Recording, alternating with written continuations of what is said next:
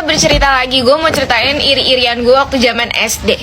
Setelah gue nyetir kayak gue banyak banget irinya sama orang ya dulu. Waktu SD kayak astagfirullahaladzim, hati gue penuh dengan iri. Nah, iri zaman gue SD lainnya, diantara yang lain-lain yang udah pernah gue ceritain adalah iri dengan teman-teman rumah gue yang dibolehin main malam. Maksudnya, iya mereka tuh kalau malam habis maghrib tuh mereka masih pada main, lari-larian, berisik-berisik. Gue tidak boleh. Seperti yang kalian tahu, gue kalau habis maghrib itu harus belajar bersama abang gue. Sampai di hari Sabtu maupun Minggu tuh malamnya tuh gue tetap belajar habis maghrib sampai isya, habis itu tidur. Jadi bener-bener gak ada yang namanya gue dibolehin untuk keluar untuk main sama mereka. Jadi kayak setiap malam nih habis maghrib gitu kan, gue depan buku, gue belajar, gue mendengar suara teriakan-teriakan teman-teman gue yang lagi di depan lagi pada main lari-larian, petak umpet, karet segala macam. Jadi kayak ya udah, mati gue tuh gue iri mampus. Sampai akhirnya dimana gue berpikir gimana caranya biar gue bisa ikutan main juga sama mereka tapi nggak ketahuan sama mak gue.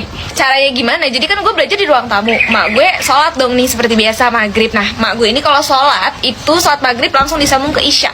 Maghrib ke isya kan lumayan lama. Nah, sambil nunggu itu mak gue biasanya main handphone kalau nggak tadarusan. Jadi bener-bener nggak ngeliatin gue lagi belajar kan, berisik. Tak dulu. Jadi setelah maghrib ke isya itu gue manfaatkan untuk nyelonong kabur keluar biar bisa main sama teman-teman gue. Nah, kalau lu tanya terus Farhan gimana, dia ikutan main atau enggak?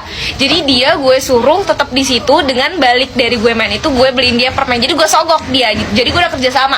Terus even emak gue keluar nih, misalnya emak gue tiba-tiba keluar ke ruang tamu ngeliat gue nggak ada di tempat, gue udah bilang dia, pokoknya lu bilang gue ke rumah temen gue minjem PR gitu. Jadi gue tuh keluar nyelonong dari rumah itu kabur, gue bawa buku, gue taruh di depan teras. Jadi pas balik-balik kalau misalnya emak gue nanya, ini buku temen aku habis minjem PR gitu. Bodohnya pada saat itu gue nggak mikir yang kemana-mana. Jadi gue cuma pakai alasan satu, yaitu minjem buku temen gue, PR temen gue. Nah, itu udah 2 kali dipakai. Pas yang ketiga kalinya emak gue udah nggak percaya. Terus ya udah, mungkin si Farhannya juga nggak nyampe otaknya untuk berbohong ya kan. Biasa juga tukang bohong tuh orang, tapi tuh dia akhirnya ngaku kalau misalnya gue main. Terus ya udah, kira